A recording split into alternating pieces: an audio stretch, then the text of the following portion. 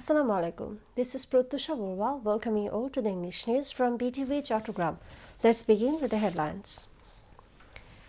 Chief Advisor instructs to bring attackers of Usmani Hadi to justice quickly and for highest level treatment.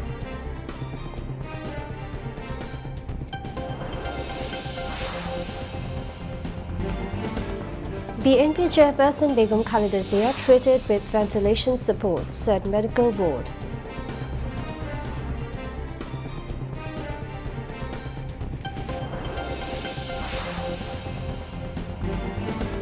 Health advisor urges Weldy to back Chattogram Medical College Hospital development.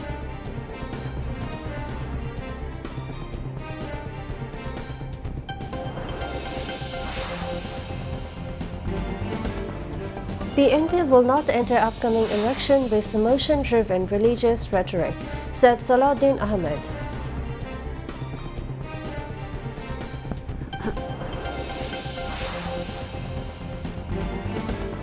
Hundreds of tents submerged as Shongbad devastates war zone.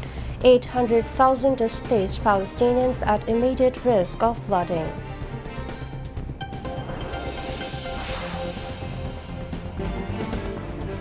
And New Zealand cruised a 9-wicket victory over the West Indies in second test in Wellington.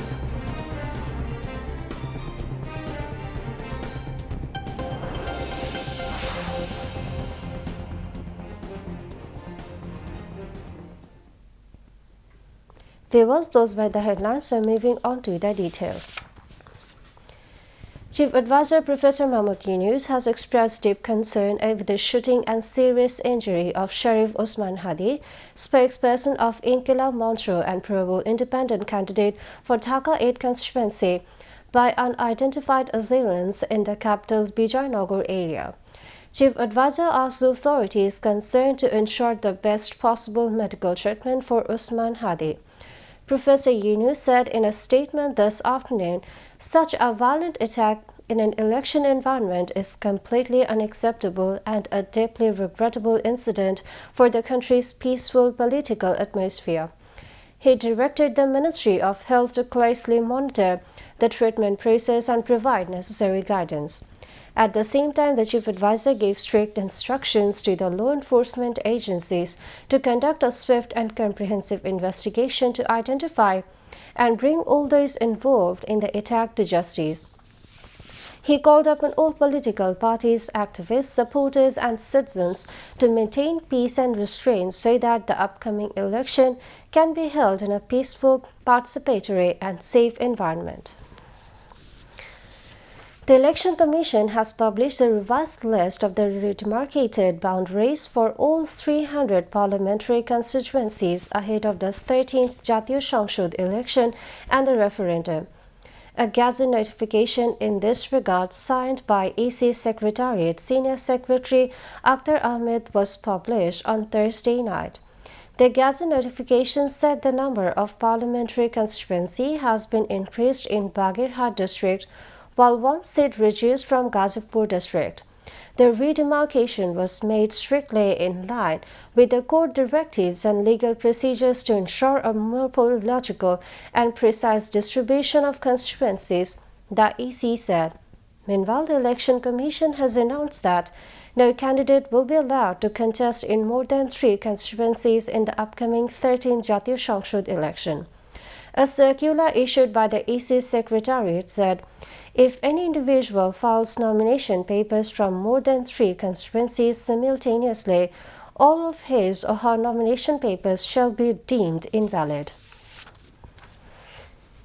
BNP chairperson and former Prime Minister Begum Khalida Zia is currently being treated with ventilation support.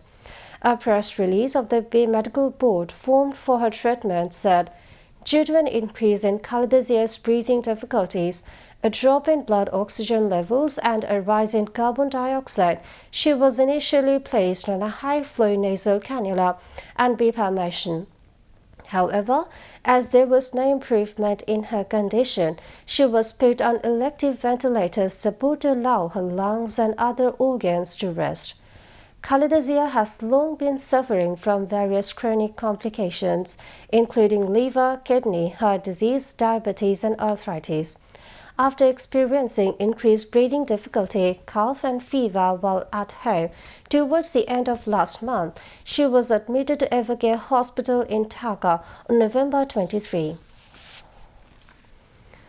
Health and Family Welfare Advisor Noorjahan Begum has called upon the wealthy members of society to step forward alongside the government to support the development of Chattogram Medical College Hospital. She made this appeal while addressing a views exchange meeting with physicians and officials of Chattogram Medical College Hospital during her visit to review ongoing development works and future plans. CMCH Director Brigadier General Muhammad Taslim Uddin presided over the meeting held at the hospital's conference room. Noorjahan said, posting and promotion of doctors will gradually be brought under an automated system to eliminate discrimination, adding that preferences will be given to those who have served in rural areas. The event was moderated by Associate Professor of the Cardiology Department, Dr. Anasul Awal, Vice Chancellor of Chattogram Medical University, Dr. Omar Farooq Yusuf, Head of the Neurology Department, Dr. Mohammad Anasuzaman, Associate Professor of Cardiology, Dr. Tariq Nuruddin, and Associate Professor of Burn and Plastic Surgery, Dr. Rafiq Uddin Ahmed were also present. A day-long conference titled Future of Bangladesh Economy, FDI, Financial Reforms and LDC Graduation was held at a city's hotel. The Institute of Cost and Management Accountants of Bangladesh, ICMAB, organized the program with the Chief Advisor Special Envoy for International Affairs Lutfi Siddiqui as the chief guest.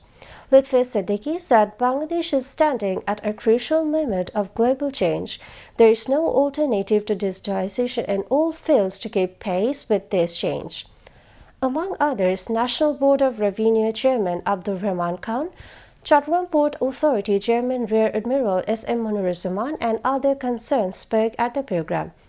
Keynote speeches were presented by Center for Policy Dialogue Research Director Dr. Khandukar Ghulam Muazzam, Chittagong University Finance Department Professor Dr. S.M. Sorab, ICMAB Vice President Muhammad Kausar. ICMAB fellows and associate members, students, high-ranking officials of government and semi-government organizations, corporate leaders, and academics also attended the conference. BNP Standing Committee member Salahuddin Ahmed has said that the party's 31 points outline has become an epic in Bangladesh's political landscape. He said that BNP will not enter the upcoming election with impulsive or emotion-driven religious rhetoric. Instead, the party will participate with a well-structured and strategic plan. He made the remarks today at the inaugural session of the sixth day of the program titled BNP's Plan for Nation Building, held at the Krishibid Institution Auditorium in the capital. Salahuddin Ahmed mentioned that those who tried to use the spirit of 1971 for political profiteering have ultimately failed. BNP Senior Joint Secretary General Advocate Ruhul Kabir Rizvi presided over the function. Now, international news.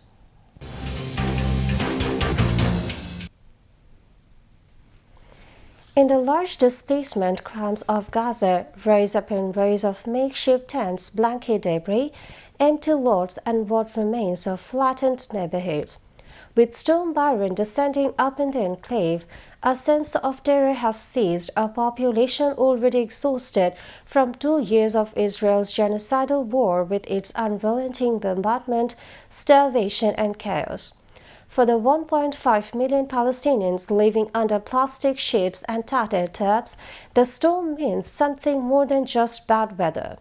It's another danger piled on top of the current battle for survival. Another several days, meteorologists have warned that heavy rainfall and strong winds could hit the Strip today, tomorrow, and over the weekend, risking flash flooding and significant wind damage. What is certain, though, is that Gaza is not facing this storm with ready infrastructure, stocked shelters, or functioning drainage systems. It faces it with tents dropped up with pieces of scrap metal, paths that become mud rivers after only one night of rain, and families who have nothing left to protect. In the camps of Gaza City, the scenes of vulnerability are everywhere. Most tents are constructed from 8 tarpaulins, pieces of plastic salvaged from rubble, and blankets tied to recycled wooden poles. Many sag visibly in the middle, others are erected inadequately, so much so that they quiver and flap violently under the slightest breeze. Ukraine said Thursday its long-range drones had struck a major offshore oil platform in the Caspian Sea this week in a previously undisclosed mission that signals a new expansion of its target list in a mounting campaign to cut off Russian energy revenues funding its war. This is Ukraine's first strike on Russian infrastructure related to oil production in the Caspian Sea, a source with the security service of Ukraine told CNN, calling it another reminder to Russia that all its enterprises working for war are legitimate targets. The Filanovsky oil platform, owned by Lukoil, claims to be the largest oil field in the Russian sector of the Caspian. Ukraine is now hitting an increasingly broad range of targets, including not just refineries but oil and gas export infrastructure, pipelines, tankers, and now offshore drilling infrastructure. Thailand has dissolved parliament after nearly a week of fresh clashes along its border with Cambodia, with a general election to be called within 45 to 60 days. In a royal decree published on Friday, Prime Minister Anutin Charnvirakul cited the deadly border dispute among other challenges his minority government has struggled to contain since it took office 3 months ago. He said the appropriate solution is to dissolve parliament, which is a way to return political power to the people.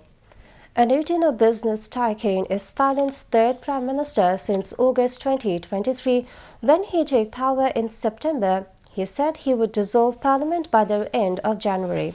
However, now facing an imminent vote of no confidence, Anutin brought the election forward. Anutin, hence Bhuthamai party, was heavily criticized for their handling of serious flooding in southern Thailand last month, which left at least 176 people dead. The House's dissolution comes during renewed fighting with Cambodia, which has killed at least 20 people and displaced hundreds of thousands.